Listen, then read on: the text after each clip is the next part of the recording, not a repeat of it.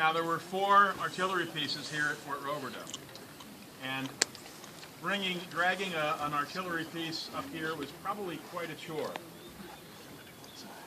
The political stroke needed to get 4 artillery pieces brought out. Artillery pieces are much coveted.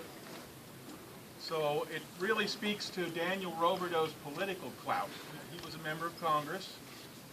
He was a very successful Philadelphia businessman. He had a lot of political clout. So when he built this fort, he was able to get 4 double fortified 4-pounders sent out here. And I think that really speaks to the influence that he had. So what we're going to show you here is loading and firing a light artillery piece. The first thing that's going to happen is they're going to tend the vent. There's a little vent hole that goes at the breech from the outside to the inside of the barrel. You're going to plug that up, and we'll tell you why in a minute.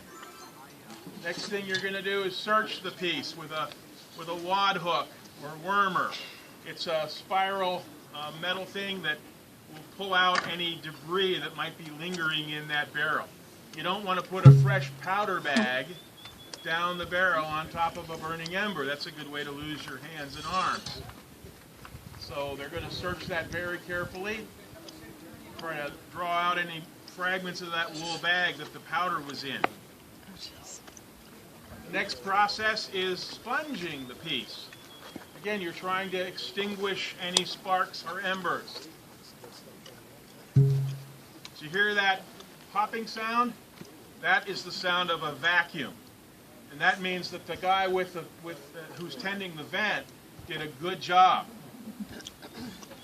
sealing that off. So that's going to extinguish any sparks that might be down there. So we're clear, we're safe.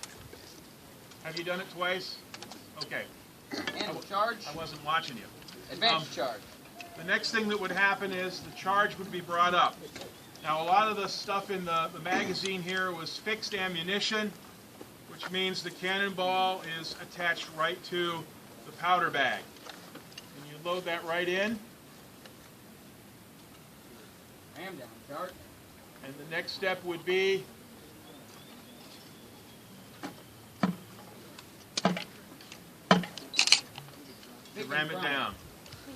Now you're going to take a little brass pick. You're going to put that down through the vent and puncture the powder bag to expose the powder inside.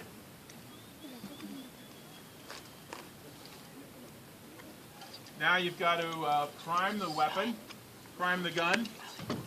In our case today, we're just going to take a musket cartridge and we're going to pour it down the vent until there's a little heap of powder at the top of the vent hole. They also had other ways to do that, other types of primers that were a little more sophisticated. Now we're ready to go. The linstock with the slow match burning at the end is going to be touched to that pile of powder, and it's hopefully going to go off. Fire! Secure the piece. So now everybody knows in the valley that we're here. I plugged my ears. Did you? Now the gun itself, we go through a lot of safety procedures today. I mean, we worm and sponge twice just to make sure that it's safe. They wouldn't have taken time to do that. In fact, in the heat of battle, they might not have even taken time to do it once. There were trials in the British Army to see who could fire how many shots, and I think the winner, if I recall correctly, was able to fire 14 rounds in 1 minute. Piece is secure.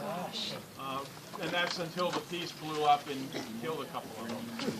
So it's important to sponge and search the piece while you're doing this. Well, that's a little bit about the weapons used. You're going to see them in use on the field today, but we thought it would be cool if you got a close-up look at how they work, so you'll better understand what's going on the field. Thanks for your attention, and your best spot to watch